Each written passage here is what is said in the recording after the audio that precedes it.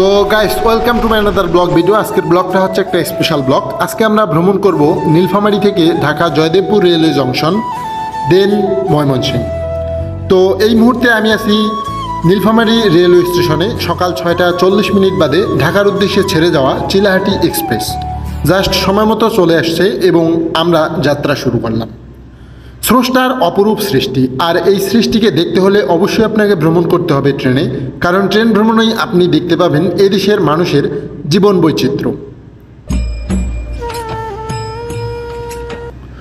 তো কিছুক্ষণের মধ্যেই আমরা প্রবেশ করলাম নীলফামারী জেলার সৈয়দপুর উপজেলার রেলওয়ে জংশনে। এটি বাংলাদেশের মধ্যে সর্ববৃহৎ রেলওয়ে কারখানা, যেটা কিনা 1870 সালে 110 একর জমি জুড়ে নির্মিত করা হয়। এই স্টেশন থেকেই প্রতিনিয়ত শত শত মানুষ দক্ষিণবঙ্গ তথা ঢাকার উদ্দেশ্যে যাত্রা করে থাকে।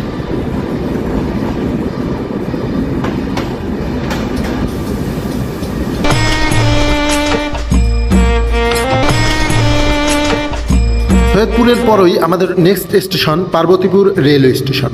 বাংলাদেশের মধ্যে অন্যতম বড় জংশনগুলোর মধ্যে একটি হলো পার্বতীপুর, যেখানে 5টি প্ল্যাটফর্ম আছে এবং একই সঙ্গে একাধিক ট্রেন চলাচল করতে পারে।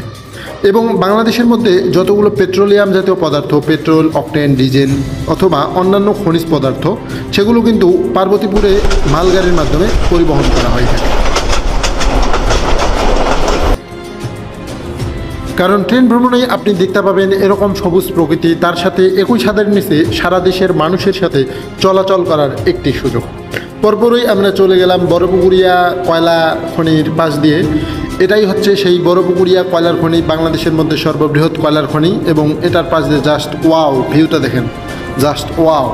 এবং পরপরই আমরা চলে গেলাম ফুলবাড়ির পরপরই আমরা আমাদের ট্রেন মামা যোগাযোগ করতে করতে চলে যাচ্ছে ক্ষেত, মাঠ, ক্ষেত, নদী, বন্দর, পাহাড় পেরিয়ে চলে যাচ্ছে দক্ষিণ অঞ্চলের দিকে।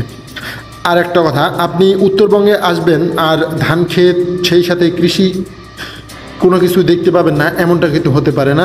আমাদের ট্রেন মামা চলে যাচ্ছে সেই ধান ক্ষেতের পাশ দিয়ে ঝকঝক করতে করতে।